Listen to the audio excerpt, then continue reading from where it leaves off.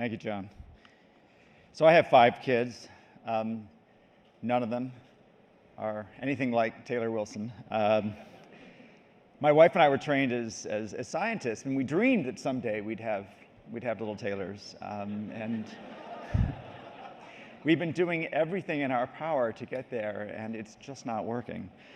I want to talk a little bit about what happens when you try to inspire your children in science and technology, and it kind of goes horribly wrong, but in an interesting way. Let me bring up the first slide, please. My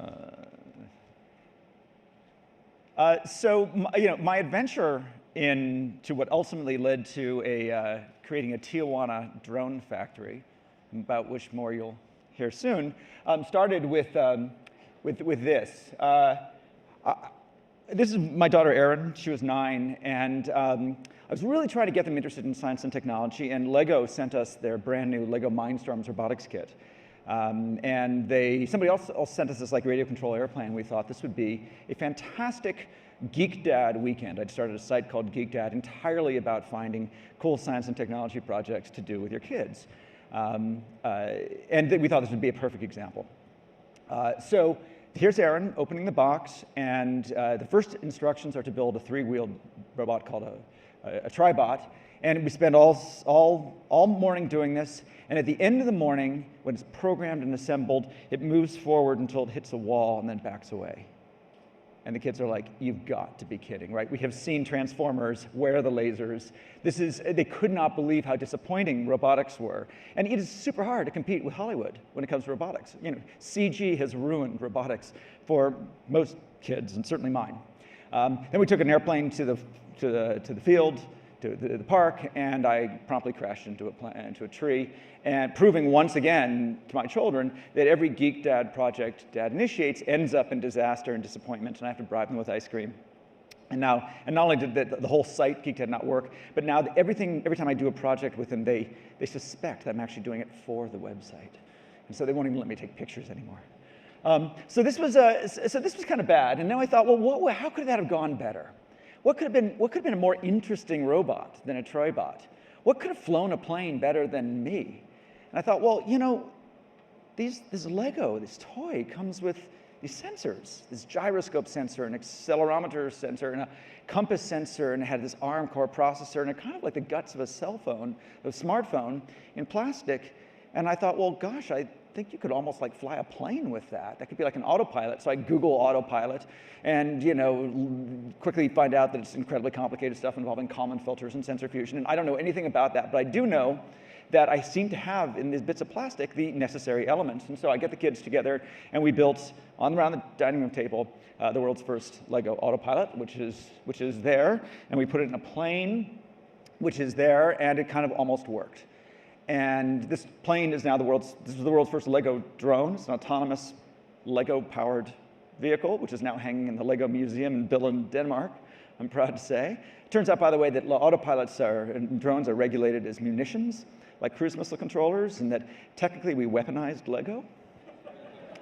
I was really looking forward to a congressional hearing where they bring my 9-year-old up and explain exactly how they managed to put this on the internet and distribute it so that bad guys might get access to Lego munitions. But so that was kind of fascinating. I got chills. I mean, when you sit around with your children on the dining room table, Google autopilot, and end up with something that's classified as a cruise missile controller and regulated by ITAR, in an evening, something in the world has changed. And my kids were interested for about 10 minutes and then lost interest. But those moments don't happen very often in life. It happened to me once with the internet, maybe once with a personal computer, and it happened again with this notion of flying robots. It's like, something's possible here that should not be possible when an idiot, with 10 minutes of Googling and his kids can do something that used to require tens of millions of dollars and defense contractors. So what I always do in times of when I have no idea what's going on is I do what I call being ignorant in public. So I create a website and I start asking dumb questions. And we called it DIY Drones. And one of the wonderful things that happens when you are ignorant in public is that, well, 2 wonderful things happen. The first is that people answer your questions. and the second is it liberates them to ask their own questions. And this moment, this was 2007, that actually turned out to be a key moment. And when you look at a lot of enabling technologies, a lot of the kind of things like wearables and smartphones, et cetera, they're all coming out around then, which kind of started with sensors, these kind of tiny MEMS sensors that were starting to get cheap. The Wii controller was a perfect example, one of those liberating moments. And it turns out that much like in the Homebrew Computing Club in 1977, which was enabled by one chip, I think it was the Intel 88, and suddenly regular people got to do extraordinary things, this proliferation of these cheap sensors and basically the guts of smartphones that made things that used to cost tens of thousands of dollars cost, just turn into a chip and cost a few dollars. You can buy them in the Radio Shack. This spurred the imagination, and suddenly regular people started doing extraordinary things. And our website and our community was one of them. So people from around the world start combining their various ideas into ultimately what emerged as sort of amateur drones. And they started trading designs, and it was all open source. And it was very exciting, very maker movement-ish. And then the next generation of people came and said, look, it's fantastic you're sharing your designs, and that you can have your PCB fabbed, and then surface mount these things with a microscope, but I'd rather not. Can I just buy it? Could you start a company, please, and sell it to me? And I thought, okay, well, sure, we'll start a company. And so one of these guys on the internet who I met, a guy named Jordi Munoz, we started a company together. And it kind of went like this. It started with me and my children packaging up bits of Lego around the dining room table, and Jordi then soldering things. Then he got a little office space, and he sent me a picture of that. He said, look, we have shelves. And I got this pick and place machine, which is this little robot that makes puts printed circuit boards in the back. And over on the right, that's Rebecca. We have a bookkeeper. And I was like, we have a bookkeeper? And then he sent me a next picture, and then he's like, we've got new pick and place machines, and they're better. And then we've got to open up a electronics assembly area in Tijuana. And now we've got a new electronics, and it was like, holy cow. I don't know what just happened, but basically a 21-year-old who I met on the internet from Tijuana just built an aerospace company in 3 years. So I quit my job and to join him, and we raised venture capital. And we realized that this was a moment to do the homebrew computer for drones. Now again, we are this is 3 years after I'm playing with Lego with my kids around the dining room table, and we now have tens of thousands of drones out there, multi-million-dollar company, we're competing with Boeing, and I'm still trying to figure out what these things are for. I know that they're possible. But in the beginnings of the personal computer industry, no one knew what they were for. If you asked Jobs and Wozniak on day one, what's a computer for? They said, so you can program it. And only later, when they put them in the hands of regular people, did we come up with those answers like email and video games and spreadsheets and word processors and the rest. And we realized there was this moment where by making these things super cheap and easy, we could put them in the hands of regular people, take them out of the military context into the civilian context, and figure out what aerial robotics was for. These are sort of, when I say drones, this is what I'm talking about. These things are called multicopters of various sorts, and they're a vehicle that was not possible until about 5 or 6 years ago. They are inherently unstable. They can't be flown by a human being. They can only be flown by a computer, which operates much faster than we can. And they don't have control surfaces. They just change the speed of the propellers really rapidly to maintain stability. That's called a quadcopter with 4. This is an octocopter with 8 in a coaxial configuration. That's a hexacopter with 6 in another configuration. All of them are basically applied physics. It's like if any of you remember a matrix math, that's what happens. You have this the computer sort of says, well, I want to tilt. We have X, Y, Z. You have these 3 axes. You have the yaw, the pitch, and the roll, and it just sort of says, well, this is what I want to do, and then sends that command out to this array and sort of converts that into motor commands. The kind of thing that's super easy for a computer, super hard for a human. And what makes them drones is that they're fully autonomous.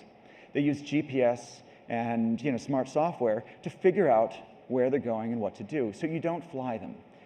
You just tell them briefly, I'd like to go there, or follow this, or look at that, or survey this area. And what it ends up doing is abstracting the piloting experience from one of controlling an aircraft to completing a mission. And these things cost, somewhere between $700 and $1,000. I think you may have seen some of these flying around a little bit. So I think what I'll do is I'll queue up the first video we have, which is just our flight ops team, who will come out in a minute. It's been sort of flying around this area, flying around this resort. And if we have the video, it can bring it up. You can see a little bit of the, no, here we are. This is just outside.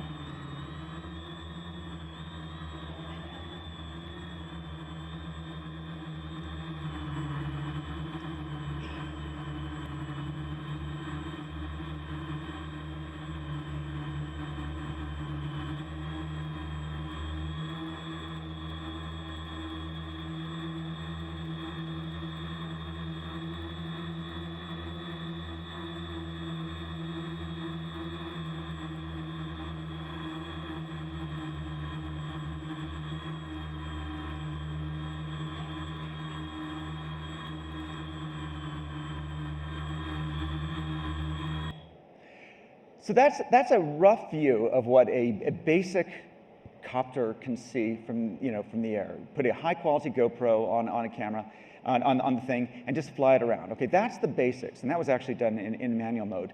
Then you start thinking about the next level of sophistication. So this thing here on the left is an autopilot. It's just the box. It's the guts of a smartphone in a different package with smart software, and because it abstracts the whole exercise of flying, it can do any one of these vehicles. So you just sort of tell it, I want this to be an autonomous car. Bingo, it drives a car. I'd like it to fly an airplane. It flies an airplane. Multicopters, traditional helicopters. You figure out what the right vehicle is for the job. Multicopters are very good at vertical takeoff and landing. Traditional helicopters can be gas-powered and can be in the air for an hour. Airplanes can be in the air for 3 or more hours, and cars, I'm not sure what they're for, but they're really fun. The little ones. We swarm them to test algorithms. But this is the sort of thing that the aerospace industry wasn't going to invent, but a community could invent. The aerospace industry, delivers a product to a spec, and often a military one. Communities just play with technology because they can. I talked a little bit about the possibilities of abstraction. And again, with autonomy, when you don't have to think about flying, you can reinvent the user experience. So, what we're doing is moving away from the notion of sticks and sort of inheriting cockpit-like controls and moving to tablets. And what you have here with a tablet is in the same way that the tablets allowed us to reinvent this, the desktop experience by moving to a touch, tactile, very sort of in natural experience. So can we do with drones. And so what we're moving to is a notion where you fly the camera, not the vehicle. This tablet right here, it just has these little sort of suction cup sticks. And you control the vehicle through this. You're not flying the vehicle. What you're doing is with the left stick, you're going to be positioning the camera in space. And with the right stick, you're deciding what it looks like. You're basically creating a vector with 2 points. So it's a little bit like in a first-person shooter, like in a video game, where the left stick controls your character's position on the field, and the right stick controls what it looks like. That can be an abstracted flight experience. And if you want to go somewhere, you don't even have to fly it there. You can just sort of touch the button and say, go there, look at that. You draw a line, and it follows the line. You draw a box, and then it'll survey that area in the box. It turns it into a much more kind of mission-oriented, what am I trying to get done? What's the task here? Forget how the aircraft flies. The computer tells that.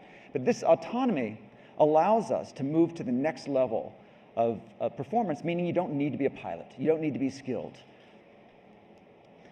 It has these waypoint things. I'm going to show you a little bit of one particular function called Follow Me, which is kind of fun. Imagine you're a windsurfer or something, and you would like to have that perfect GoPro shot of you out there.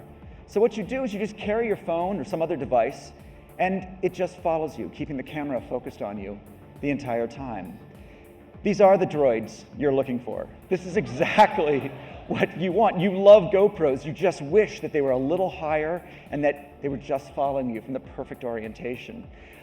This has only been possible recently because we have these combinatorial innovations of smartphones and tablet interfaces and improved wireless communications, and all this stuff costs like less than $1,000.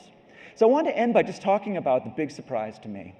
As we got these things out there, of course we were hobbyists. We were just doing it for fun.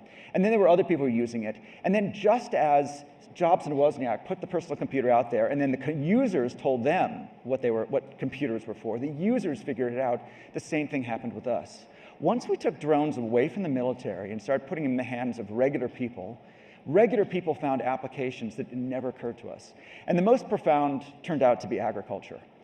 I had barely stepped foot on a farm, but then farmers started using drones and sort of saying, you know what?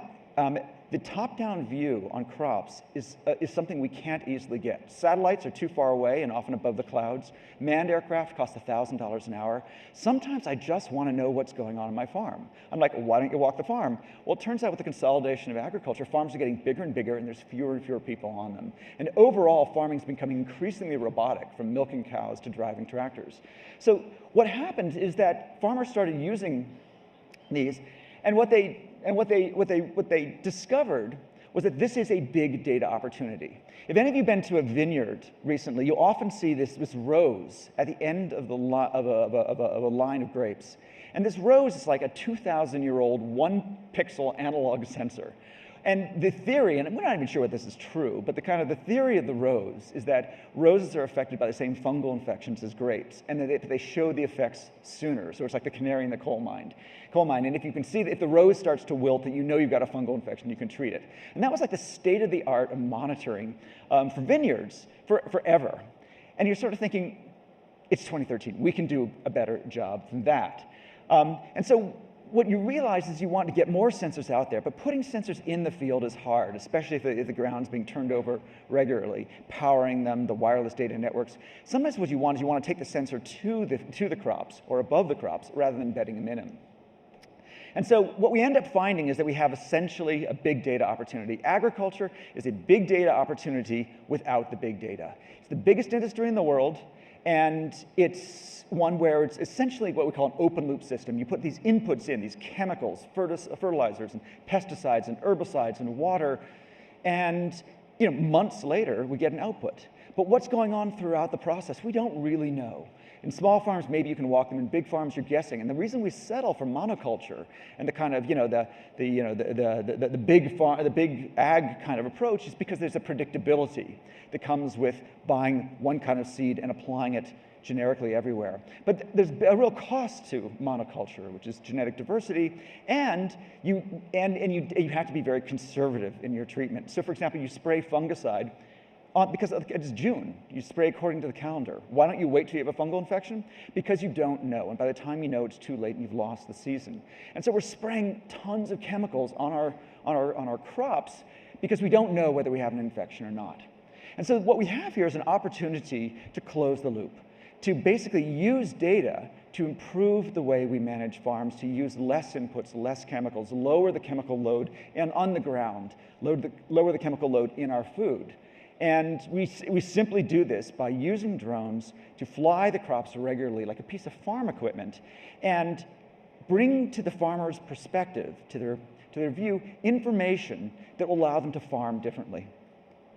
So as we started doing this and realizing the opportunity, we realized that this was the perfect market. Agriculture is the biggest industry in the world, and all the big concerns about drones, privacy, flying over your backyard, danger, etc., are largely resolved when it's private land. When drones are not seen as sort of like, scary military things flying over cities, but rather farm equipment buzzing over fields to gather data, to use less chemicals, then suddenly the popular sentiment about them, the concern, the sort of stigma that comes with drones changes. Remember, the internet used to be a military technology. GPS was invented to steer cruise missiles. A lot of military technologies become demilitarized once we come up with new uses for them. And we think we have the same opportunity to do that with drones by using them in agriculture. So I really wanted to bring up my team at this point, who are going to sort of put some of these in the air so you can just see some blades whirl. But the experience that we're moving towards is one where 5 years from now, when you think drones, you don't think predators, you don't think global hawks. Instead, you think of an experience where you're driving around fields and there's clouds of these things just monitoring the crops, maybe even someday spraying the crops, that a drone experience would be one where a farmer would simply pick up their smartphone, draw a box around the field, the drones would then take off, automatically map the area, gather the data, analyze the data, and highlight areas of interest using blob detection and such, actionable stuff. One thing's, the big secret here is that cameras, even regular cameras, have the ability to show farmers things they can't see with their own eyes. And this is something called a normalized differential vegetation index, and it's simply near infrared. There's a beautiful property of chlorophyll, which is that healthy chlorophyll absorbs red and reflects infrared, but unhealthy chlorophyll reflects them both. And what you can do is by taking a regular camera, and we actually take 3D cameras, which have two lenses, and we just strip out this infrared filter that's in one and put in a blue filter, and one takes visual, the other takes near infrared. You combine the two, and you get a shot like this. The red is damaged chlorophyll, damaged plants. The green is healthy. This is something a farmer can't see with their own eyes. This is actionable information, and it uses cheap off-the-shelf cameras just in the right position. So what we do is we stitch them together very quickly in real time, and we end up with even simple pictures like this turn out to be actionable to farmers.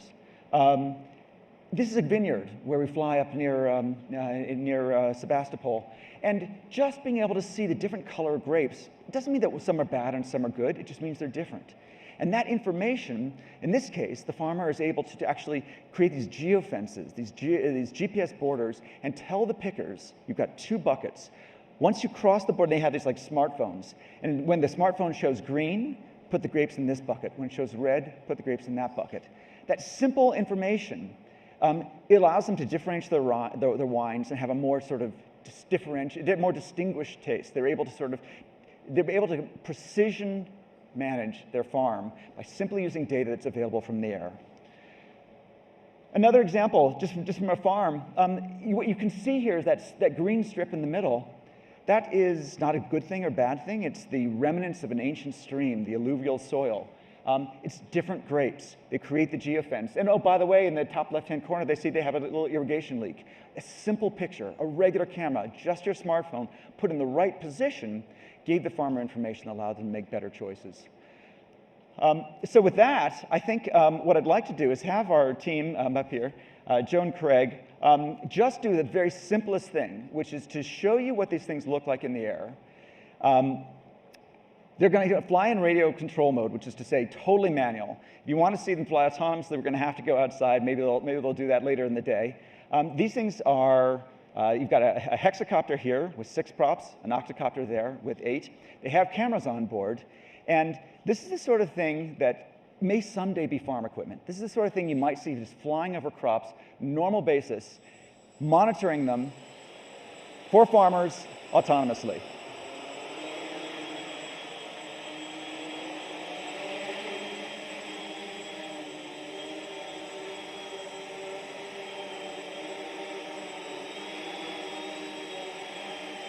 One of those is now filming the other one.